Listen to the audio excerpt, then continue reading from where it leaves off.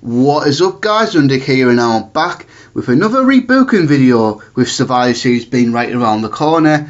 We're going to continue doing Survivor Series rebookings. We've got done 2 already, and we'll do 1 more today and probably 1 more next week, and I guess that'll be it. We'll see. The one I've selected is Survivor Series 2003. But before we do that, anything happen? Anything at all happen? Oh yeah, that's right. Some breaking news. CM Punk is back with WWE. Kind of. Yeah, so before I get the Survivor Series, I'm just gonna have to get this out of the way. It's obvious I'm gonna get asked about it in this video, so let's just kill 2 birds with 1 stone. Let's just have probably the first 10 minutes or so of this video is gonna be talking about this news, this breaking news. That last night on WWE Backstage at the end of the show, somebody showed up. Who was that person that showed up? None other than CM Punk. That's right. So after nearly 6 years, CM Punk's back in the WWE, kind of. So like I say, kind of. So yeah, I mean, pretty big news. So let's get this out the way right now. CM Punk is not officially employed by the WWE. This WWE Backstage thing is a Fox-owned show, Fox-produced show. So CM Punk is an employee of Fox, not the WWE. That being said, CM Punk's working on a WWE project, isn't he? So that is pretty surprising in itself. I mean, remember this being reported about 2 months ago now, maybe? I mean, this was a big talk going around 2 months ago that Fox wanted CM Punk for this new Backstage show that they were doing. Reports had even came out that he'd even met Fox officials that week to audition for the show. And then, about a week or so later, CM Punk was doing an interview and he confirmed the rumours that, yeah, Punk had in fact he had in fact auditioned for the show. So at that point it looked likely that this was going to happen, and then obviously talk died down, and then when this show was officially announced, the panel was Booker T, Renee Young and Paige, so no mention of CM Punk. So I think a lot of people just assume, oh, maybe it didn't work out, maybe Punk didn't do a good enough job auditioning, or maybe they just didn't, or maybe they couldn't come into a money agreement or whatever. So it looked like it was off the table. It wasn't going to happen now. And then last night, of course, or how a few hours ago now, because it's morning time for me. At the end of the show, Renee Young said she had a big announcement. Then Cult of Personality hits. CM Punk walks onto the stage. Says, I believe it was just when they've got the answers, I've just changed the culture. I'll see you next week. So having a look at this, it seems like, from what I gather, Punk's not going to be on the show every single week. He's going to make appearances every now and then, as far as I can tell. So wow, interesting news. I mean, really, this really is big news. CM Punk, of course, left the WWE on highly controversial circumstances in 2014. A lot of bitterness, a lot of resentment. It even escalated to the point where WWE fired CM Punk on his wedding day. CM Punk did a big podcast on the Cole Cabana show about, I guess that was like December 2014, I believe it was. And then pretty much told his story, and then from there he did the UFC thing.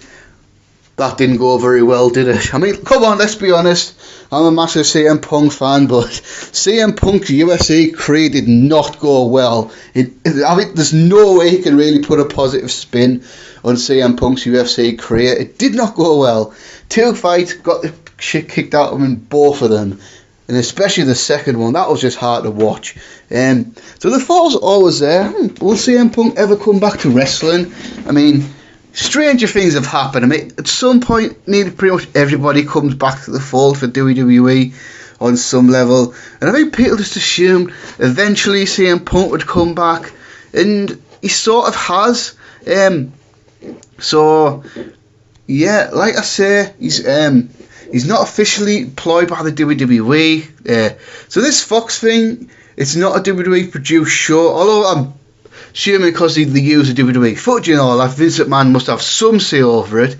But it's not the sort of thing like a Raw or a SmackDown or whatever where Vince is physically buy the headsets directing the show, anything like that. It's kind of like what Match of the Day over here when they show the football highlights on a Saturday and Sunday. I mean, because you've got the rights to it. So, but teams like Manchester United, Manchester City, Liverpool, Chelsea, they don't have anything really to do with Match of the Day. The matches just get shown and people talk about. But it's something like that. But like I say, it's a WWE project. So for me, I think this is probably a nice compromise, because it seems like CM Punk, maybe whet his appetite, and you know what I mean? Get back into a pro wrestling environment, go back into a WWE kind of environment, because he'll be working with WWE employees like Renee Young, like Booker T, like Paige, and whoever the special guests are on the show. So CM Punk will be around wrestling people, and given the fact it's a WWE sponsored show, you think at some point he'll end up talking to Vince McMahon. It's going to happen. The conversation's going to have to happen soon.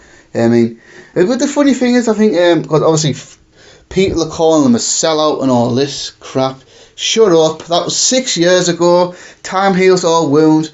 I'm sure CM Punk in 2019 is a completely different person to CM Punk in 2014. I mean, he did StarCast earlier this year, and I have seen that whole Q&A session. He's done other talk shows where the subject of wrestling's come up, and you just can tell his whole demeanour's changed now. I mean, the bitterness he once had's pretty much gone now. Yes, because he's just getting older now, and obviously time and perspective and that sort of thing, and things in your life change and all that, and you can't hold on to that bitterness forever. And I guess he realised that. I mean, because he turned 40 and all that, he's got a pretty good life. I mean, he's saved most of his money, he's done a few movies, obviously the UFC career didn't go too well, he's done some writing for comic books and all that, and obviously the whole thing of the WWE lawsuit, that's behind him now.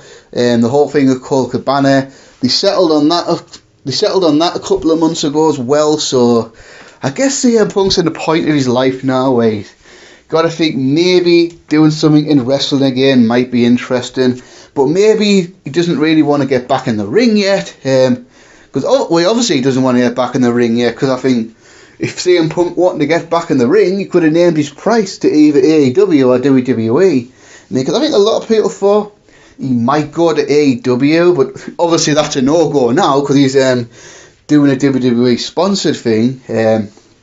But yeah, for me this is a nice compromise. I think, like I say, get his feet wet, get into that wrestling environment, he gets familiar with the product and all that, and you think, now the multi-million-dollar question is, will this lead to a CM Punk WWE return properly? Like, will he come back to wrestle? And my answer is yes, eventually.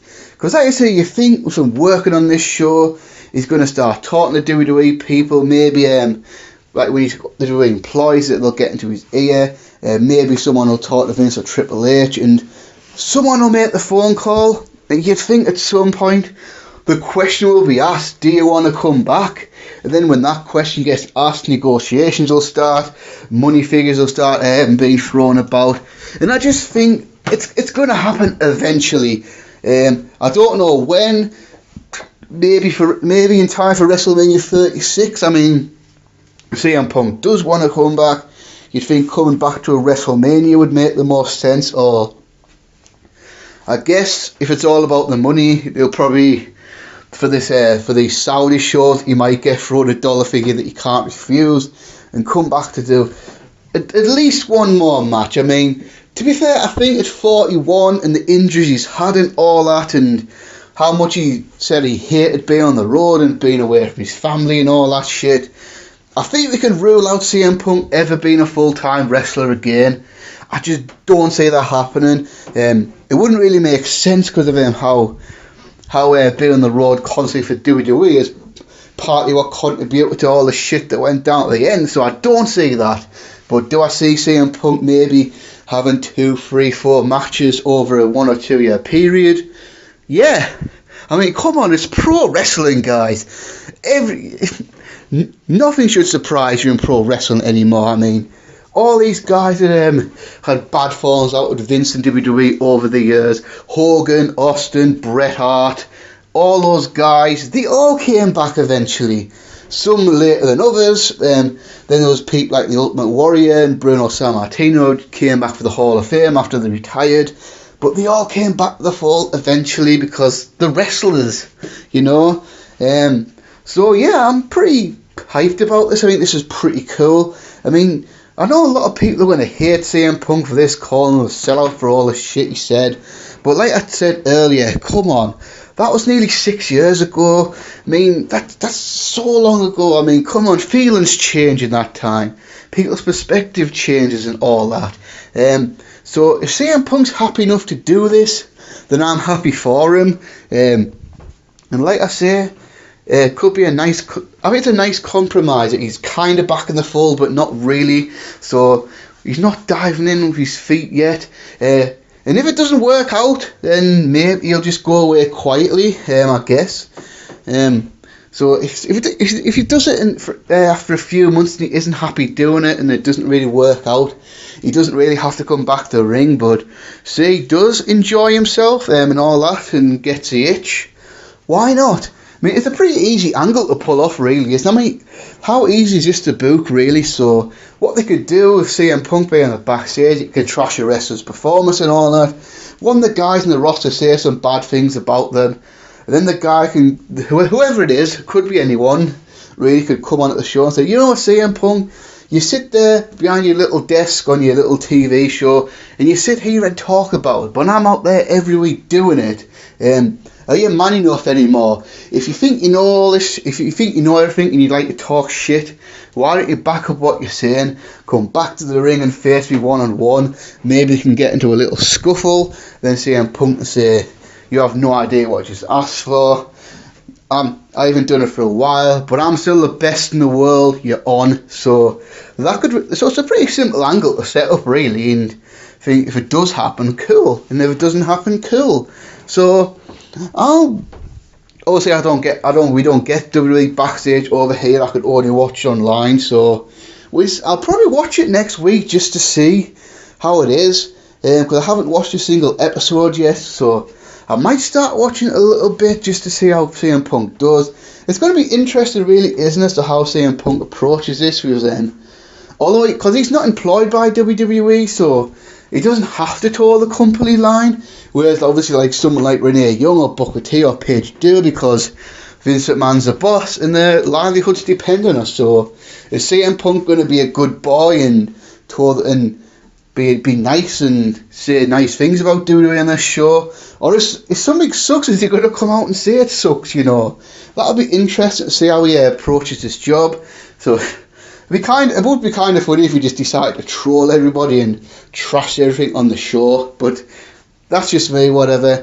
So, like I say, yeah, quite excited, interested to see where this goes. I mean, we all knew when CM Punk did something in wrestling, it was going to be big news, and my God, has 2019 just been a weird year as far as wrestling news, hasn't it? And I guess this is pretty much icing on the cake. So, all these things they thought probably wouldn't happen, all these changes in WWE, Paul Heyman come back to full, Eric Bischoff coming back to full, well, and then he got fired, Bruce Pritchard coming back to the company and all that, Kofi Kingston winning the WWE title, crazy stuff with the women main event in WrestleMania, mad stuff you thought you'd never see, all the mental shit from the Saudi shows that have come about, AEW starting up and all that wild shit, and then now CM Punk's back in the wrestling business in a roundabout way. So, yeah, like I said, that's pretty much all I wanted to cover, really. I mean, I could have done this in a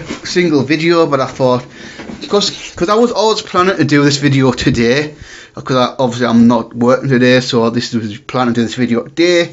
But then I wake up this morning to this big news, so I thought, let's just add this to the video, because I knew for a fact as soon as I posted this video, within about 5 minutes, somebody was going to ask me about this, so I'm going to write it in the title. I'm also talking about CM Punk, so people know straight away that I'm going to talk about it. So, yeah. So that's a wrap for that, guys. And now to the main event of the video, the main purpose of the video. We're going to rebook Survivor Series 2003. For me, I just wasn't a big fan of this show. I thought it was a really overrated show. There was one great match, a pretty big significant moment, but the rest of it, like, really. So let's go with the real card was, and then we'll go for my rebooking of the show. We had a Team Angle versus Team Lesnar, which was Brock Lesnar, The Big Show, A-Train, Matt Morgan, Nathan Jones. They faced Team Angle, which was Kurt Angle, Chris Benoit, John Cena, Bradshaw, Hardcore Holly. Molly Holly versus Lita for the WWE Women's title. Kane versus Shane McMahon in the ambulance match. Team Austin versus Team Bischoff, where if Austin's team lost, Austin would leave the WWE forever. Or forever being supposed 6 weeks, but whatever. Team Bischoff was Randy Orton, Chris Jericho, Christian, Scott Steiner, Mark Henry. To face Team Austin of Shawn Michaels, RVD, Booker T and the Dudley Boys. For the WWE Tag Team titles, Los Guerreros versus the Basham Brothers. Buried Alive match, Undertaker versus Vince McMahon. And the main event of Goldberg versus Triple H for the World Heavyweight title. So I've gone for an 8-match card here. 8 matches, so let's just dive into it. So we're going to kick off with Team Angle versus Team Big Show. So when you see this match, you'll probably click on there. I've got another match planned later on. So Team Angle, slightly different.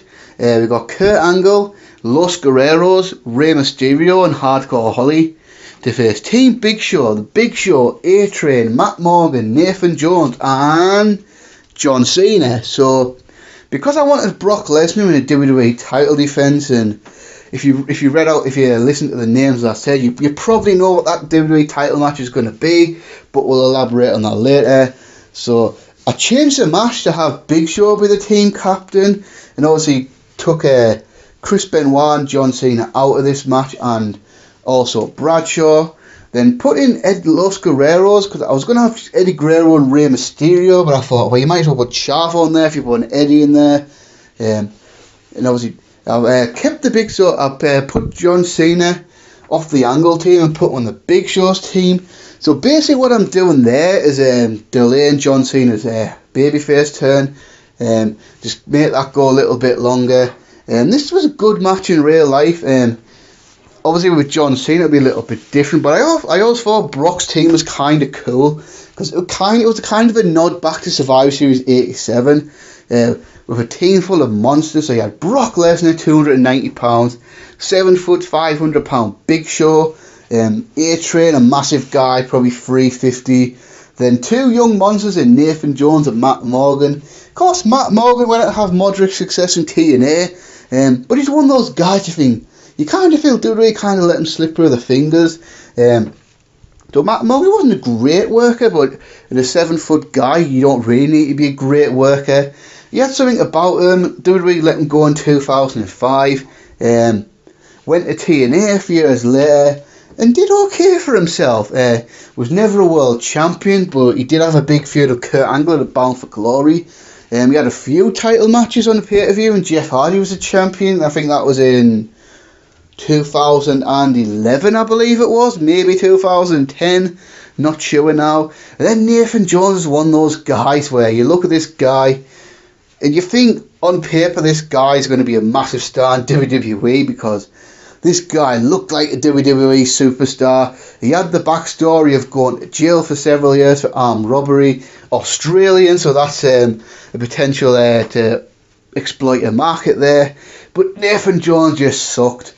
He's one of those guys that WWE just hired without even thinking, can this guy actually work?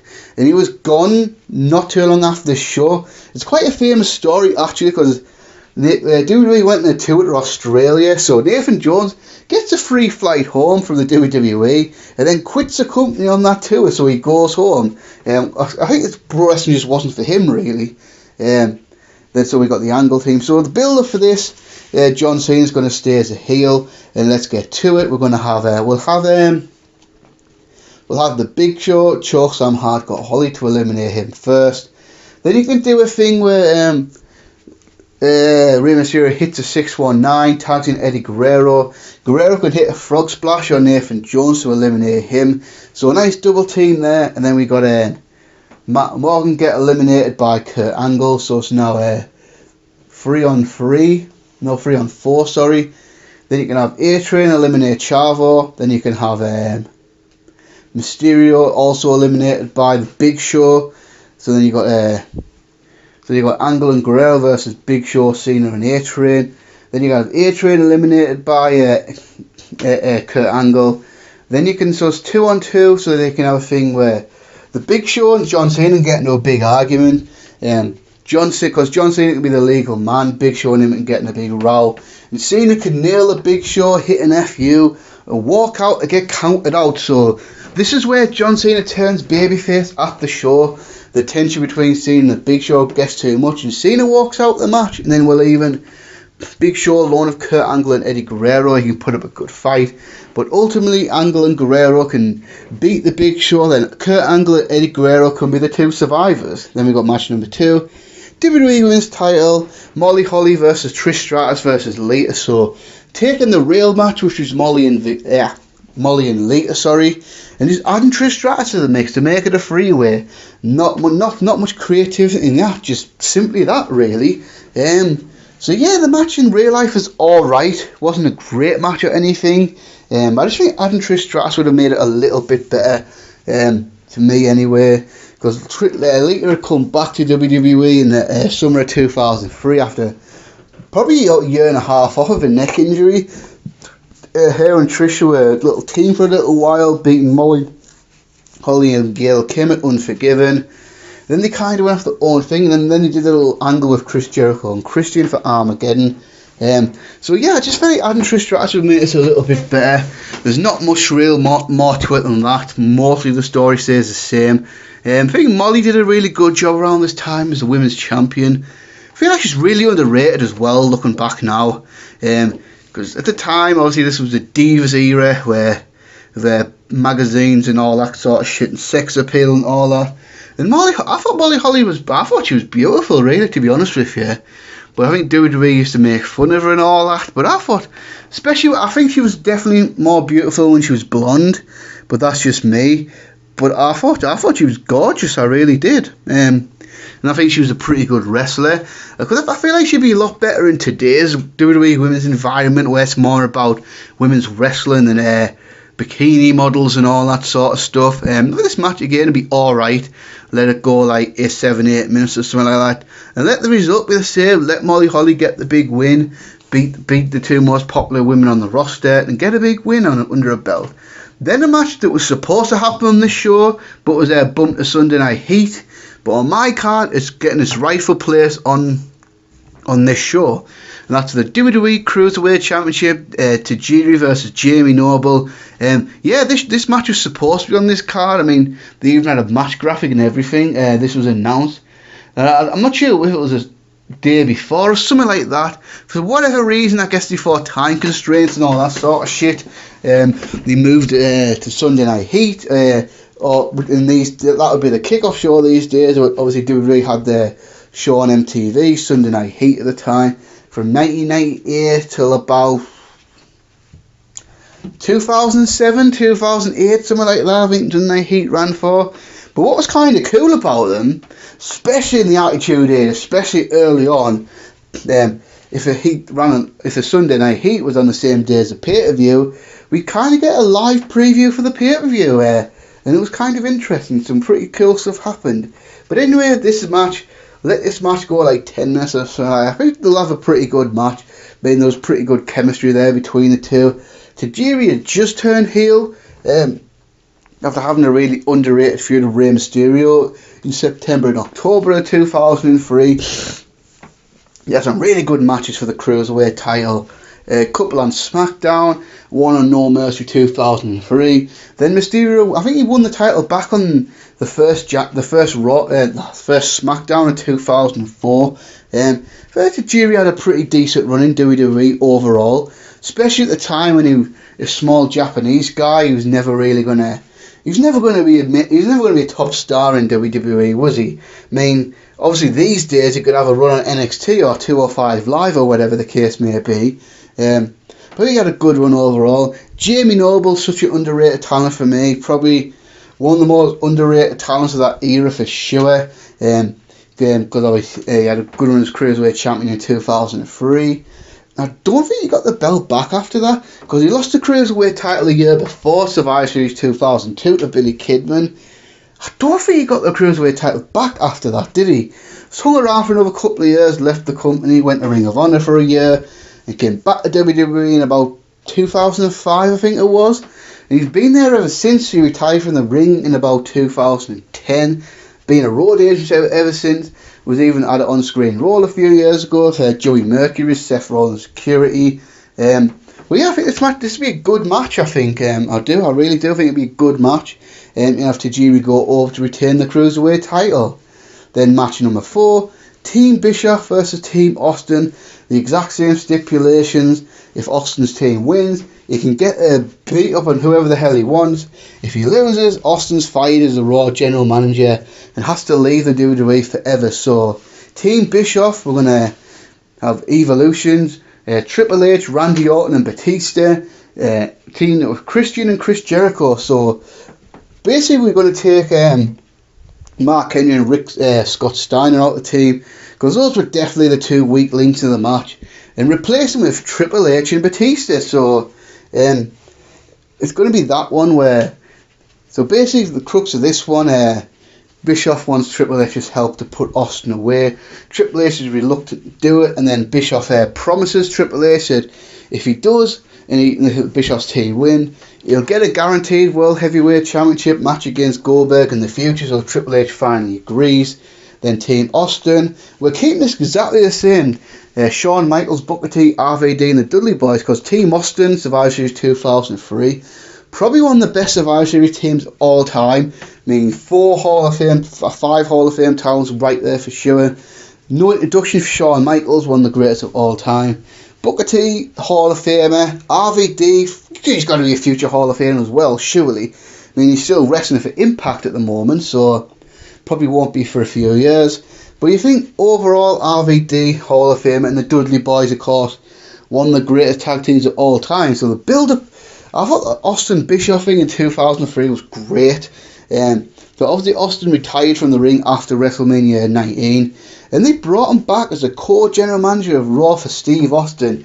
So if I remember rightly, Bischoff was abusing his power and all that, pissing off all the babyface and all that stuff. So Linda McMahon put his thing under review and said he was keeping his job, but she was going to appoint someone, a co-general manager, to keep him in line.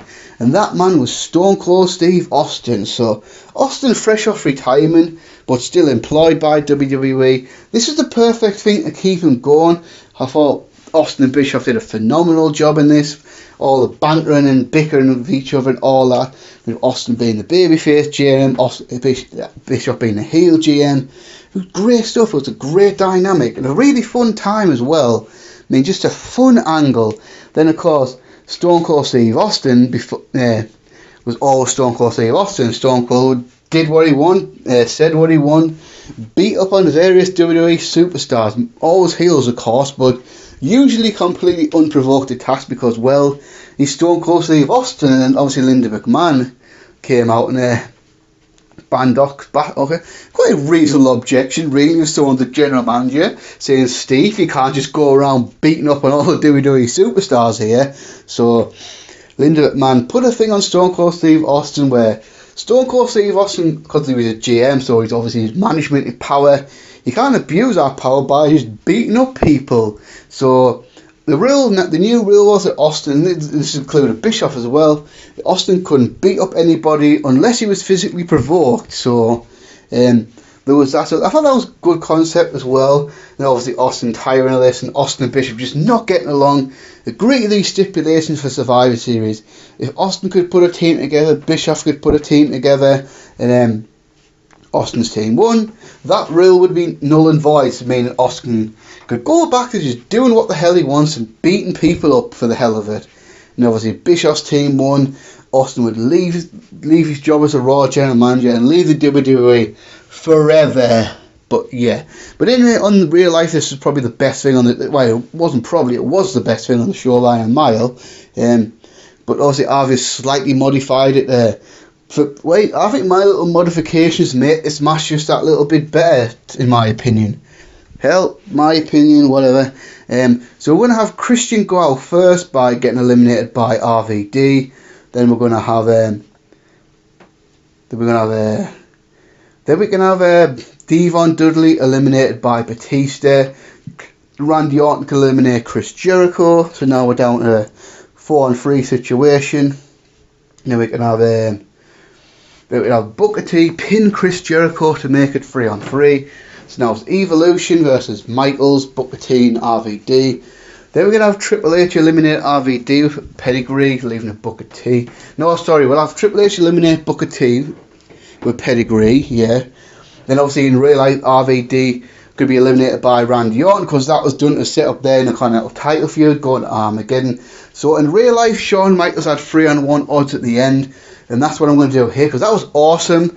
Although in real life it was Randy Orton, Chris Jericho and Christian. So I'm just simply modifying that to he's up against Randy Orton, Batista and Triple H. So the same thing, Shawn Michaels does the blade job, busts himself open, sells like crazy and all that sort of shit. So you can eliminate Batista first with a sweet chin music.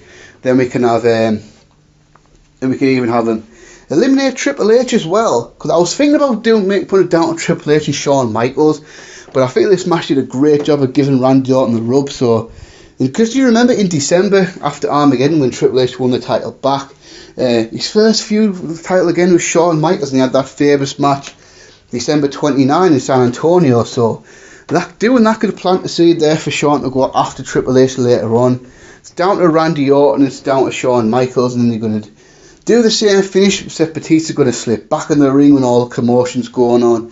And he's going to hit the spine buster on Shawn Michaels. Then Randy Orton's going to capitalise that up in RKO. So Randy Orton wins as a sole survivor, as he was in real life. And as the result was, Team Bischoff defeats Team Austin. Then Austin's going to do his little speech at the end of the match. And that was it for Austin, right? He was never coming back. Nah, he came back before the end of 2003, Sheriff Austin. But it's wrestling, guys. Pretty much every stipulation gets reneged on. I mean, after probably around this era, well, Attitude Era, wrestling retirements or wrestling stipulations just became a joke at the end of the day. I mean, most notable one when Austin banished Vince at Fully Loaded in 1999 forever, and then he came back 6 weeks later. Whatever, it's what it is. But for me, this was the best match of the show, and this is my reboot of that match. Then number 5, Buried Alive match, Vince McMahon versus Undertaker. So keeping this the same, I mean, this was not a great match on the show, but it told a great story. It was a big match, and it set up some really big things for the future. And obviously this is probably famous for being the end of the American Badass Undertaker. So when the Undertaker came back from an injury in 2000, he completely dropped the classic Dead Man Undertaker gimmick. It was now the Biker Undertaker, the American Badass Undertaker. This isn't the time and place to debate that, whether that was good or not, but here we are, 2003, he'd been the American Badass for a while. But I think everyone really clamoured for the return of the Dead Man. And I remember hearing about this online, like before they showed all that they were going to bring back the classic Undertaker for next year's WrestleMania, because that wasn't online. That was an online rumour for months and months and months at the time. And it looked like this is how they were going to do it, how Undertaker Vince Buried Alive match. So this thing started at No Mercy, where Vince cost the Undertaker the WWE title against Brock Lesnar. This was 16 years ago, so I can't remember if there was any real if there was any build to this. If before No Mercy there'd been hints at Undertaker and Vince feuding on TV. Can't remember, it was 16 years ago now. But then after that, Undertaker had a match. Yeah, it was a handicap match, wasn't it? Undertaker versus Big Show and Brock Lesnar. Vince put him in the match and said if he won, he could have any kind of match he wanted, any time he wanted. And what happened was the Undertaker ended up winning that match. And so Vince assumed, alright, you want Brock Lesnar, where and when and how? And then Undertaker said, Survivor Series. And he's like, alright, what kind of match do you want? Buried alive. And then Undertaker had to correct Vince that it wasn't Brock Lesnar he wanted to face. He wanted to face Vince. And obviously, the prospect of fighting Undertaker in a buried alive match, one might shit themselves, mightn't you? This was really when Vince was the worst of the worst heels. This at the time, oh God. Sorry if I should remind everybody of this. This is right around the time of where he had the father-daughter I quit match with Stephanie at No Mercy, and he beat up his own daughter. And this is when he was blatantly cheating on his wife as Sable, and he was getting off of Sable right in front of his own wife. Good God, that was bad. So the build of this match, some of the stuff Vince said Undertaker was shocking. He made really, really disgusting remarks. He threatened to have his wife raped, had his kids kidnapped. It's like 2019, not a chance you get away with this now. Too many people would get offended. Too many snowflakes would get upset on Twitter over stuff like this. But 2003, yeah, it was still pretty bad for 2003, but for 2019, not a chance you get away with stuff like this. So nobody had ever made it this personal with The Undertaker before. So Undertaker was determined he was going to beat the shit out of Vince McMahon. Obviously, the tension was built up because Undertaker had worked with Vince for 13 years and all that sort of stuff. And there was an awesome promo before this show, if you remember it, where the Undertaker's promo in the graveyard. I mean, you probably still find that on YouTube. I'm not exactly sure what episode of SmackDown it was, but it was in the build of this show, and he cut this great promo in the graveyard because obviously since the American Badass, Undertaker had gotten away with all from all that stuff. No urns, no graveyards, no caskets, none of that. So Undertaker was getting back to that. He had to go back to this mindset to hurt Vince McMahon. This awesome promo that was. Probably one of the best promos Undertaker ever cut in his entire career, to be honest with you. You should definitely see it. And then we get the match, and the match was alright. I mean, it was pretty much essentially Undertaker had beaten Vince up for 10 minutes, which isn't a bad thing. It was entertaining enough. And Vince McMahon had a hell of a blade job, bled like mad in this one. So, one thing I will say about Vince, obviously when Vince started wrestling in his mid-50s, and by this match he was pushing 60 at this point, so obviously he wasn't a fantastic athlete or anything like that, and certainly wasn't a refined wrestler, but he always did what he could to make the match entertaining. I always appreciated that. So like I said, this match wasn't good, but it was more about telling the story and all that, and then we're going to have the finish exactly the same as in real life. They're going to do the thing where the crane blows up, Kane comes out, beats down the Undertaker, puts him in the grave, and then Kane buries the Undertaker alive, because that's what happened in real life, and that obviously set up the Undertaker going away for a little bit, getting repackaged, going back to the dead man, and facing Kane at WrestleMania 20. So that's the purpose of that, and obviously I think they should keep that the same, because I thought that was probably the right thing to do. So yeah, and then we're going to have match number 6 for the WWE Tag Team titles, the Basham Brothers versus the APA. This is basically a warm down match, because we had so we've had 2 big matches right here, and then we're going to have 2 more big matches. So this is basically a warm down matchup right here. It's put no real story behind it, just Basham the tag team titles, APA the number 1 contenders. Just let them do the thing, have a match. Match will be what it is, probably about 2.5 star level match. Give them like 6-7 minutes, doesn't need to go long. Just like I say, let the crowd die down a little bit after seeing what they've seen, and then getting them ready for the 2 main events. We're going to have the Basham Brothers go over the APA to retain the WWE Tag Team titles. Now, match number 7 for the WWE Championship, Brock Lesnar versus Chris Benoit. So, taking what they did later on, because they had an awesome SmackDown main event in I believe it was December the 18th, 2003. I believe that date's correct.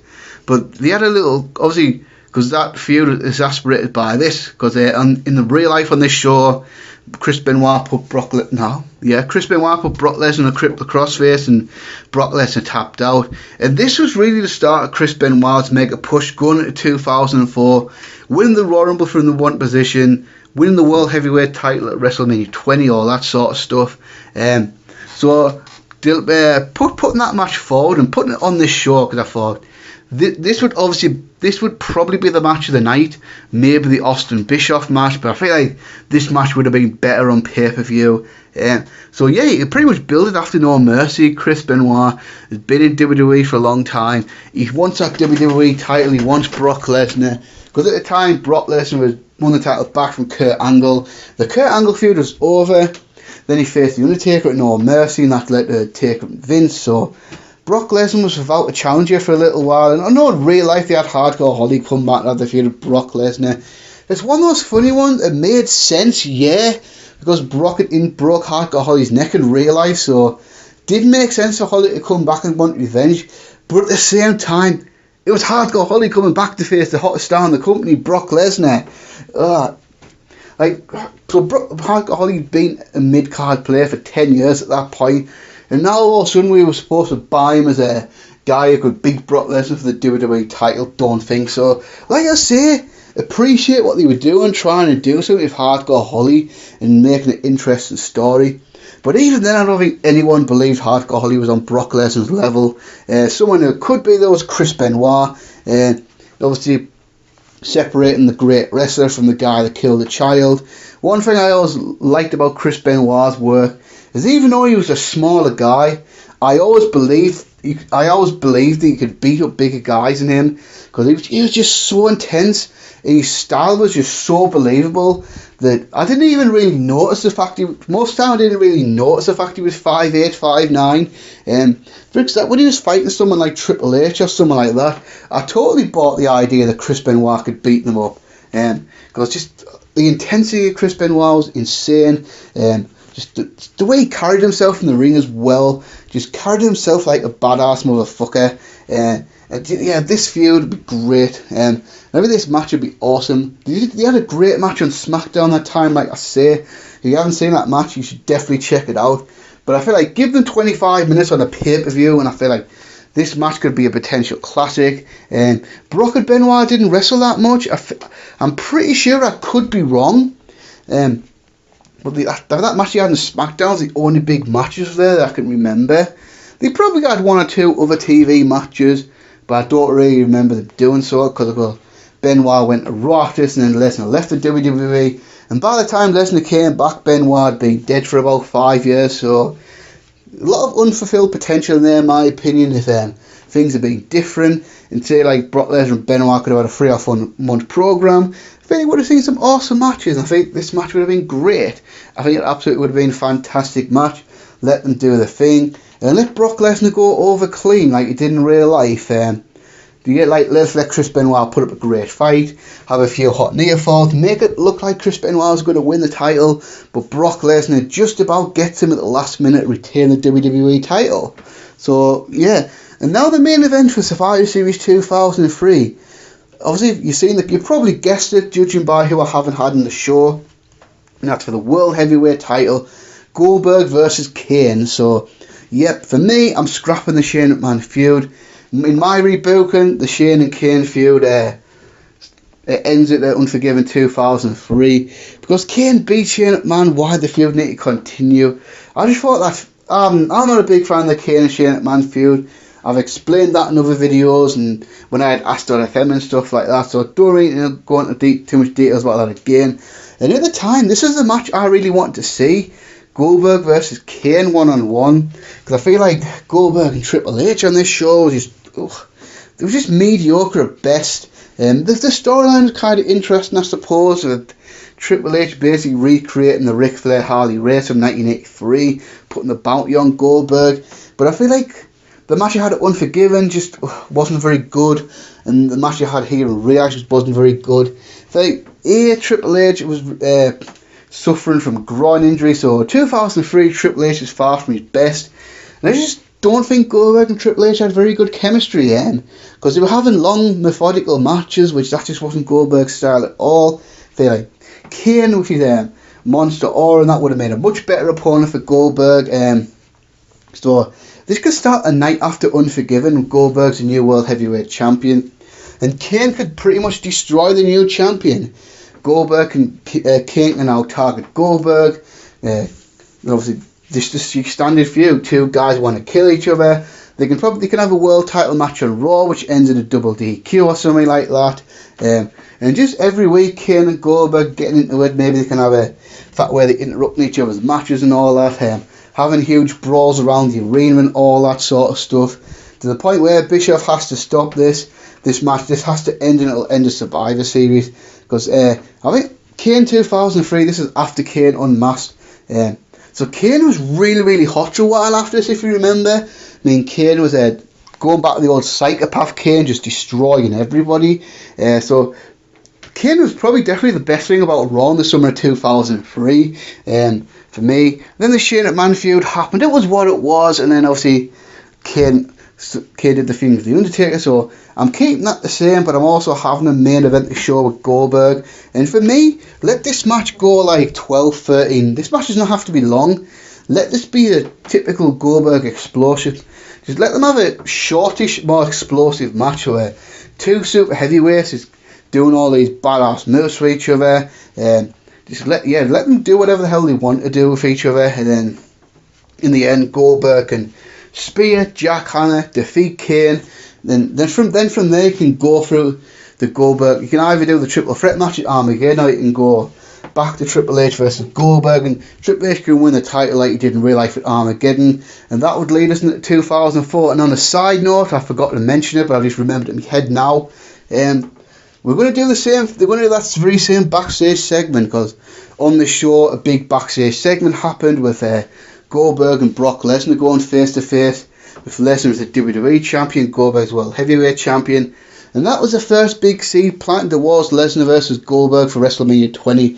So that's all going to go down exactly the same. So that's a wrap, guys, for Survivor Series 2003.